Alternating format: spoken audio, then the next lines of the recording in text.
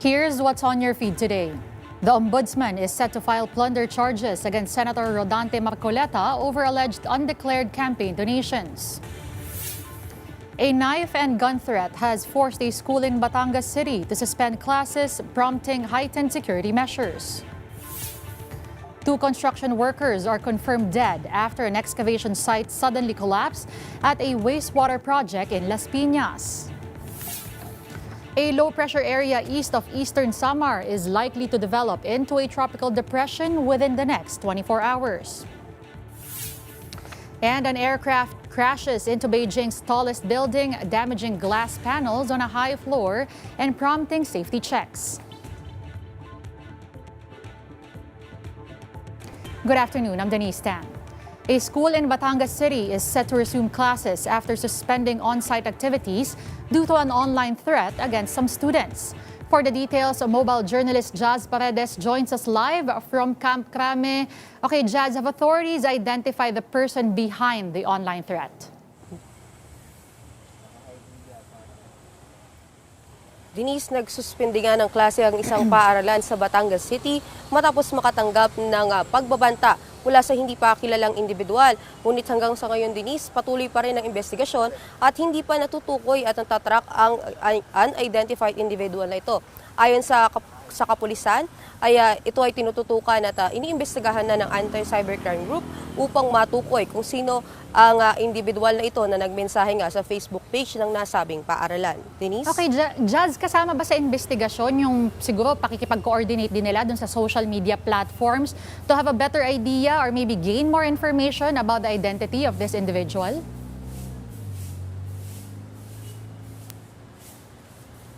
Denise, sa naging pahayag ni PNP PAO Colonel Allen Rico kanina, ay kanilang sinabi na patuloy yung kanilang koordinasyon sa paaralan at iba pang local authorities, even LGU, upang matukoy at mahanap nga itong individual na ito. Ngunit Denise, sabi ng paaralan kanina sa kanilang official statement ay ligtas na raw ang loob ng paaralan. Ngunit hanggang sa ngayon nga ipatuloy pa rin ang investigasyon at hindi pa rin natutukoy ang individual na ito. Denise?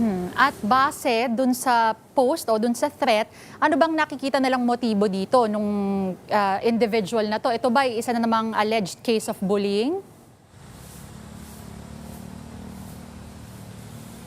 Yes, Denise, tama ka dyan. No? Kung pagpabasihan natin yung mensahe nitong unidentified sender or individual, ay ang sabi niya ay binubuli daw siya ng mga ito. Ngunit hindi niya tinukoy kung nasa anong baitang ba at bakit niya ito ginagawa. Ngunit ang kanyang motibo umano ay bullying. At sa ngayon ay hindi pa ito kumpirmado dahil nga hindi pa natutukoy ang individual. Ngunit isa rin itong posibleng kaso nga raw ng bullying. Denise? Has there been any chance, Jazz, of the authorities talking to the school officials? Has there been any case in the past that could possibly be connected to the threat made by the individual?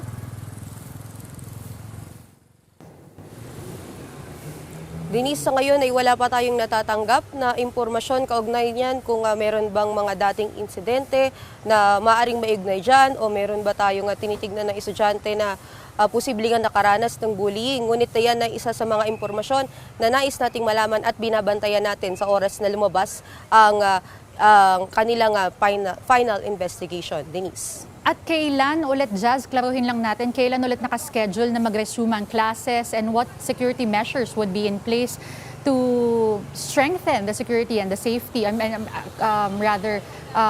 make sure that the students are safe? Yes, Denise, no, bukas ay magbabalik na rin ang pag-resume ng klase at yan ay matapos nga masiguro na ligtas na raw ang paaralan matapos ang isang thorough assessment at pag-implement ng precautionary measures. Sa ngayon ay ang kanilang precautionary measures at safety measures sa magiging pagbabalik ng klase bukas ay kanilang sinusiguro na nakipag-coordinate sa school administration, sa LGU at i-implement sila ng additional security measures kung kinakailangan.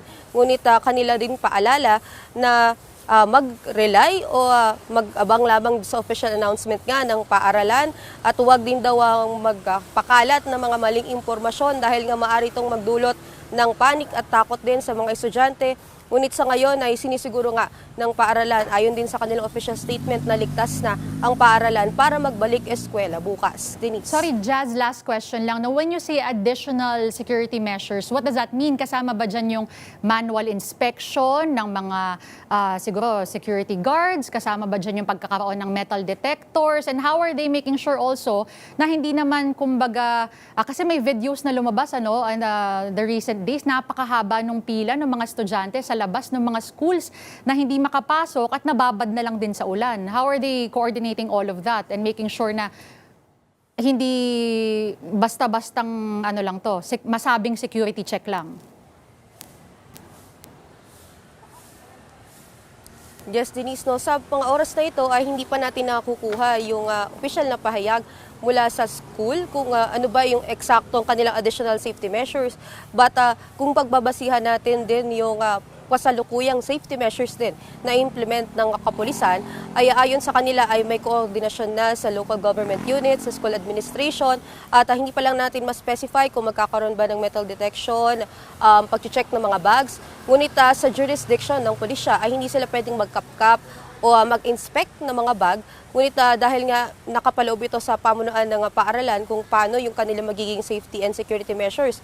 Ngunit ayon din kay PNP PIO Colonel Allen Rico kanina, hindi lamang particular sa Batangas, no, ngunit kanilang pinaiigting din ang kanilang visibility at yung sinasabi nilang pagpapalapit ng kapulisan sa publiko sa pamamagitan ng kanilang visibility sa mga flag raising ceremonies kada Lunes para daw sa pamamagitan nito ay magkaroon ng sense of safety and security ang mga estudyante at pati rin ng mga staff ng paaralan, at syempre paitigin nga rin nila yung kanilang safety measures with the coordination of the LGU, pati na rin yung mga barangay para makapag-patrol at makapag-deploy din ng mga kinakailangan na personnel para sa additional safety measures. Denise. All right, thank you for that report. Again, that was mobile journalist Jazz Paredes. Meanwhile, a 17-year-old grade 8 student is recovering after he was stabbed by a classmate in Silang, Cavite. Police say the victim was on his way home when the incident happened near the Silang Market. The suspect, a 15-year-old grade 8 student, allegedly ran away after the stabbing but was later caught by barangay watchmen. Authorities also recovered a knife allegedly used in the attack. Investigators are looking into bullying as a possible motive. The Education Department is looking into the possible use of walk-through metal detectors in schools nationwide. During a House hearing, DepEd Assistant Secretary Roger Masapol said the agency is studying security measures based on the size and needs of schools. He said bag inspections may now be made mandatory, while handheld metal detectors and additional security lanes at school entrances are also being considered. Masapol said the immediate plan is to strengthen inspections at entry and exit points following the Tacloban school shooting and recent online threats against other schools. So ngayon po, tinitingnan namin na baka gagawin na siyang mandatory, pero ang tinitingnan namin, Mr. Chair, yung size ng school. For example, yung Parañaque National High School is mayroong 14,000 school. Medyo nightmare po yung bag inspection. A viral video is also raising fresh concerns about child safety in online games after a young boy was allegedly manipulated by another player on the popular platform Roblox. In a video posted on social media, Sheila Moy was talking to her son after learning that a player using the username James489 allegedly gave him tasks in exchange for in-game rewards. The boy said he was told to remove his shorts, run, and jump so he could earn a trophy and advance to the next level of the game. The mother reminded her son never to follow instructions from strangers online before deleting the game from his mobile phone. Naghubad ka ng shorts mo, tapos nag-run ka, di ba? Ano yun? Bakit ka naghubad nung short mo? Bakit? Napatask sa akin. Ha? Napatask. Task mo. Saan mo task? Roblox. Kapag nagawa mo yung task na maghuhubad ka, tapos tatalon ka, ano mangyayari? Trophy tsaka next stage. Tatakot ka? Tatakot ikaw? Buti yun pa lang yung pinapagawa sa'yo, anak. Ha? Huwag kayo na matakot, ha? Basta, i-delete na natin yung Roblox, ha? Okay? Now, Senator Bam Aquino is opposing calls for a blanket ban on violent video games following the deadly school shooting in Tacloban City. Aquino said video games have repeatedly been used as a convenient scapegoat despite studies showing no direct link between gaming and school shootings. The Malacanang has said it is open to proposals restricting or banning violent online games amid concerns over their possible influence on minors. But instead of a total ban, Aquino is pushing for stricter enforcement of age restrictions on mature-rated games, particularly in physical and online stores. The senator also said parents should play a more active role in monitoring the games their children access, while game developers should strengthen safeguards against online predators and other harmful users. The senator is also pushing for the passage of his proposed School Safety Act, which includes more CCTV cameras, additional security personnel, and stronger school safety measures. President Bongbong Marcos visited Sulu, where he led the turnover of funds for local government units. The president distributed 82 million pesos under the program Sa Bagong Pilipinas, Bawat Bayan Makikinabang. Part of the funds will go to presidential scholars, while the rest will support local government projects. Select beneficiaries also received 10 kilos of rice each. Marcos said the aid is not a one-time assistance, adding that qualified beneficiaries will receive support every 2 months. Ang mga ating benepisyaryo ay ang mga poor at saka near poor. Yung sinasabi, kung hindi natin tulungan, ay bababa sa poverty line. Sabi ko, yun ang nilalabanan natin, na hindi sila bumaba.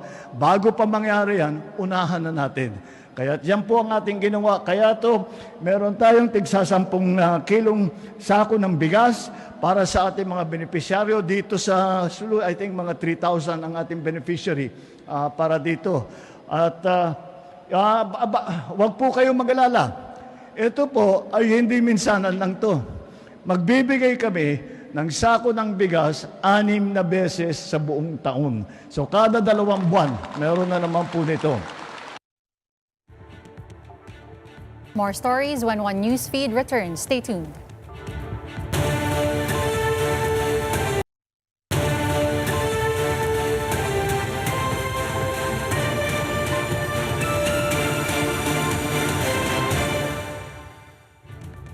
You're still watching One Newsfeed.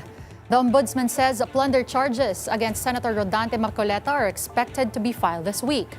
For the latest on the case, we go live to News 5's correspondent Camille Samonte. Camille, what's the latest? Yes, Denise, inanunsyo nga ni Ombudsman Boy Remulla kanina sa kanyang press conference na sasampahan na nila ngayong linggo si Senator Rodante Marcoleta ng kasong plunder. Itong kaso ay nag-ugat sa natanggap umanong 75 million pesos na campaign donation ni Marcoleta mula sa ilang individual noong 2025 midterm elections. Hindi ito idineklara ng senador sa kanyang Statement of Contributions and Expenditures o SOSE at maging sa Statement of Assets, Liabilities and Net Worth o SALN. Ayon sa Ombudsman, posibleng paglabag daw ito sa plunder law. Kasama rin sa pinakakasuhan ng Pandarangbong si dating Congressman Mike Defensor at yung iba pa kanyang, na isa sa kanyang mga donor at yung iba pa na nag-involved din dito sa 75 million pesos na campaign donation. Ayon pa kay Ombudsman Remulla, posible rin daw na masuspende sa pagkasenador itong si Marcoleta. Oras na siya ay maaresto na nga, pero depende pa rin daw yan sa magiging desisyon ng korte. Sa ngayon, Denise, ay hinihintay pa natin ng bagong pahayag si Marcoleta at Defensor tungkol dito. Pero bago yan, ay nauna nang itinanggi ni Marcoleta itong mga parata. Denise? Okay, Camille, are they looking into or may posibilidad ba that they can also freeze the assets of Senator Marcoleta while this investigation is ongoing? Pwede ba yun? Denise, nakadepende rin yan sa magiging assessment ng prosecution, no? Since ito ay isa-file pa lamang sa Sandigan Bayan. So, kailangan na mahalaga na ma-file muna ito formally in the court. And then, yung usapin ng pag-freeze ay usually it comes or it follows kapag nagsimula na rin itong mismong actual hearing sa korte. Pero sa ngayon tungkol dyan ay wala namang binabanggit yung ombudsman. Pero Denise, mabanggit ko na lang din no, na dito sa press conference ay nabanggit din ni Ombudsman Remulla na may ilan pang mga kongresista naman na involved na sasailalim sa preliminary investigation na kaugnay pa rin nga yan sa flood control scandal. Hindi na pinangalanan din ni Remulla kung sino-sino itong mga kongresista na ito. Pero ang sabi nga, ito raw yung mga kongresista na may conflict of interest na congressman na pero ay nagiging contractor pa rin daw at malinaw daw yan sa batas na hindi dapat yan ginagawa dahil na conflict of interest yan sa kanilang posisyon bilang public servant. Okay, and Camille, ito bang si Senator Marcoleta or any of his legal counsel, have they released any statement after the Ombudsman's latest pronouncement? Denise, ngayon wala pang bagong pahayag si Senador Marcoleta tungkol dyan, pero bago pa yan, nung ito ay complaint pa lamang no, sa Ombudsman, ay naghain na ng counter affidavit itong si Marcoleta at ang posisyon niya ay hindi galing sa public funds itong campaign donations na natanggap niya at natanggap daw niya itong pera noong hindi pa nagsisimula yung pangangampanya. So far, ito yung mga naging posisyon niya, but sa ngayon, wala pa siyang bagong pahayag, no? At dahil na hindi pa rin naman ito formally nasa-file sa korte. And Camille, the Ombudsman also wants former DPWH Secretary Manuel Bonoan discharged as an accused so he can become a state witness. So why is this considered as a major development? What kind of information are they looking to get out of him? Yes, Denise, major development nga ito sa kaso dahil kung matatandaan, ang Office of the Ombudsman yung nag-anunsyo no, doon nga sa resolution ng Department of Justice na nire-recommendang kasama sa pakakasuhan nga itong si dating DPWH Secretary Manuel Bonoan. Pero ngayon, inanunsyo nga niya kanina na hihilingin na nila sa korte na ma-discharge o hindi na nga sama-sama sa mga pakakasuhan dahil gusto nila na maging state witness na itong si Bonoan. Ayon si Remulla, mahalaga itong magiging testimonya ni Bonoan para doon sa mga isasampa nilang kaso sa iba pang mga individual na dawit din sa katiwalian. Denise? Right. Thank you for those updates. Again, that was News 5 correspondent Camille Samonte. A resigned Ateneo men's basketball head coach Tab Baldwin personally appeared before the Labor Department as the agency continues to review his employment status in the Philippines. During the hearing, Baldwin admitted he has never secured an alien employment permit or AEP since he began working in the country in 2013. His camp argued that he no longer needed one after becoming a permanent resident in 2016. But Dole maintained that foreign nationals exempt from the permit must still obtain an exemption certificate. The agency will also review Baldwin's employment status prior to his permanent residency. Ateneo de Manila University has been summoned to attend the next hearing on July 9th. If violations are established, Baldwin could face imprisonment and deportation. At that time, his permanent resident visa status was vested to him.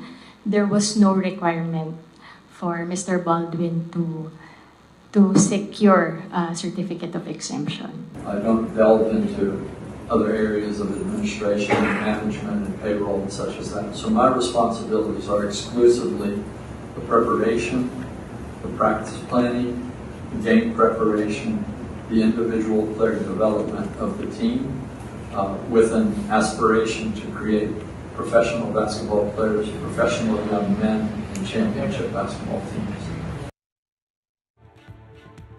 Two construction workers were killed after an excavation site collapsed in Las Piñas.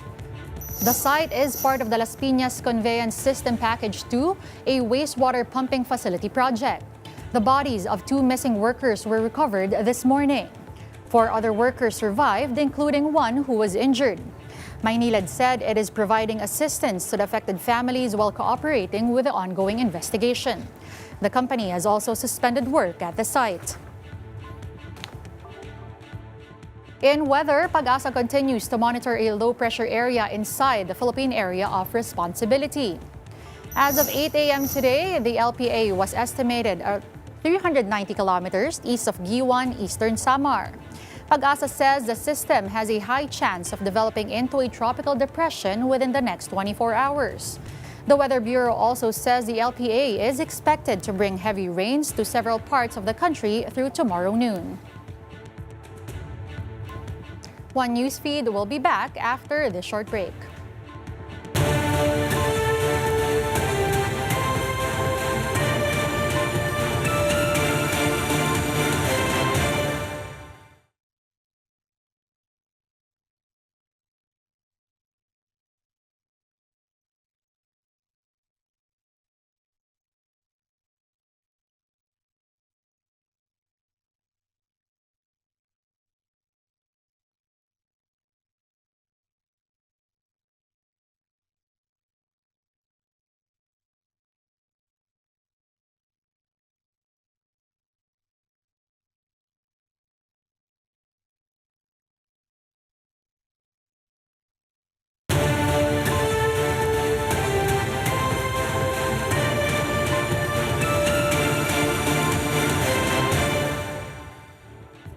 You're still watching One Newsfeed. Welcome back. Now, ever heard of room rotting or a whycation? Well, according to Airbnb, these are some of the new travel terms identified in its survey of Gen Z travelers in India. First, there's the microcation. It is a quick 24 to 72-hour getaway designed to provide a short break from everyday life. If the goal is to do almost nothing, that's called room rotting, where the accommodation itself becomes the main destination. Meanwhile, a canon event refers to a memorable or life-changing trip that becomes a defining moment in a person's life.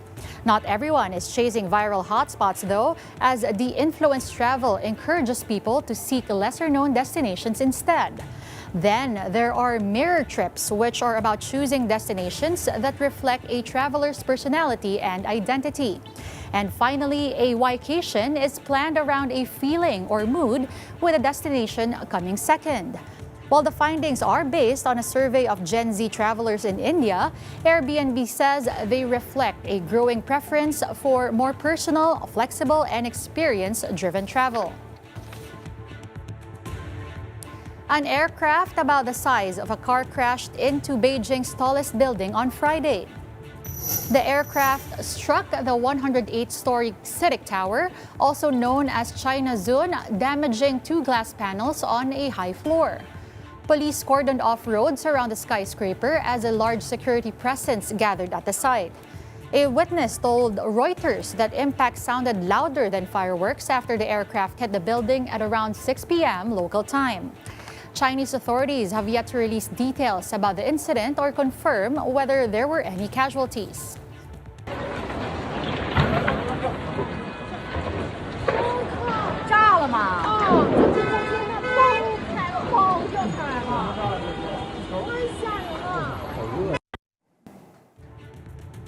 And that wraps up One Newsfeed, the only feed you need. Denise Tan, good evening.